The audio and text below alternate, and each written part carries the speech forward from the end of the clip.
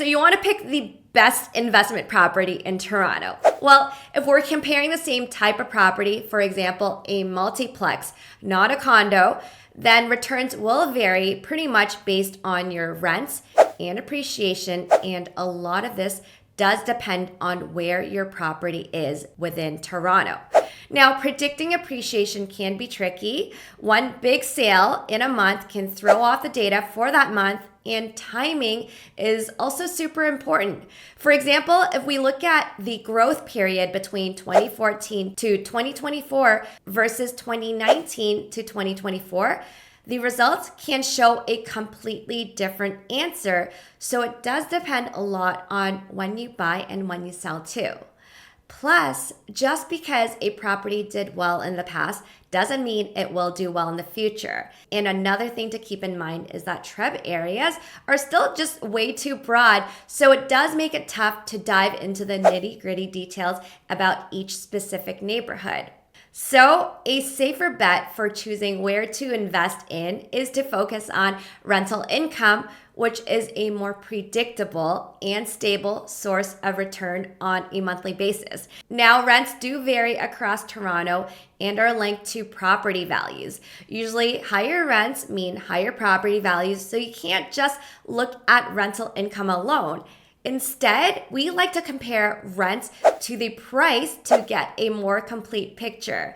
And a key metric for real estate investors to look at this is by looking at something called a cap rate, calculated as the rents minus your operating expenses and dividing all of this by the property value. And this is essentially your net rent yield on the property.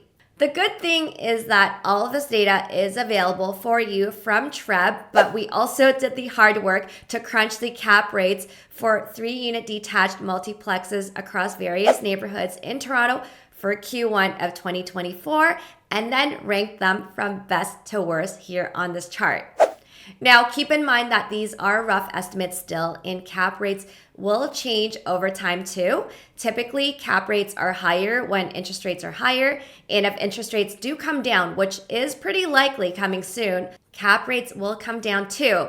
So basically, we do recommend using this chart as a guide only to steer which areas to invest in if you're looking for better cap rates, instead of using this as an actual measure of what returns will look like.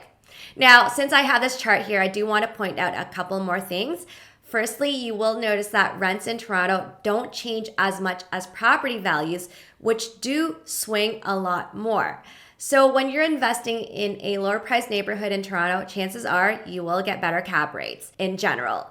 And I say in general because it can be very deal specific still.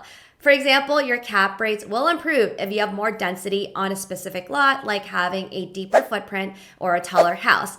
And you can also get discounts on your purchase price when you buy on a main street or you buy one that needs fixing up, and that can also bump up your cap rates too.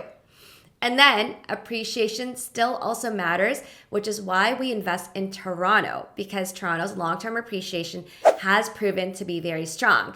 Now, of course, you might get better cap rates in rural Ontario, but if there's no price growth there, Toronto still ends up being a better investment.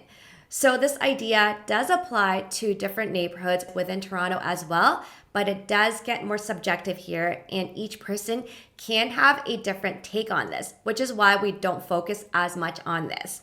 On top of this, demographics can also be important for some investors. Some investors might prefer higher income neighborhoods, even if it means accepting a lower return. So as you can see, everyone's got different goals and needs, and what's considered the best investment in Toronto can really vary from person to person. But here's the good news.